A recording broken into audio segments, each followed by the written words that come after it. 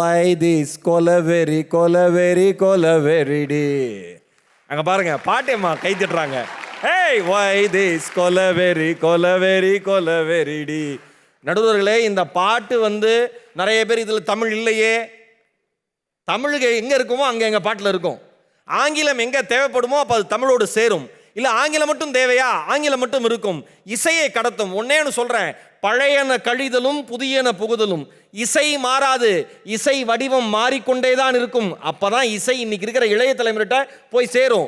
உங்கள் நண்பர் உலகநாயகன் கமலஹாசன் அவர்கள், அவர் தொடாத சிகரங்களா, வாங்காத விருதுகளா? அவர் சொன்னாரு, பிக் பாஸ் என்கிற ஒரு சின்னத்திரை நிகழ்ச்சிக்கு நீங்கள் ஏன் வந்தீர்கள் கேட்ட கேள்வி. அதற்கு பதில் சொன்னாரு, அந்த நிகழ்ச்சி மூலமாகத்தான் இன்றைக்கும் இருக்கிற இளைய தலைமுறையிடம் நான் சென்று சேருகிறேன். கமல் தாத்தா, உங்க ப்ரோக்ராம் சூப்பர்னு ஒரு குழந்தை ஓடி வந்து சொல்லுதுன்னா அதனாலதான் காரணம்னாரு.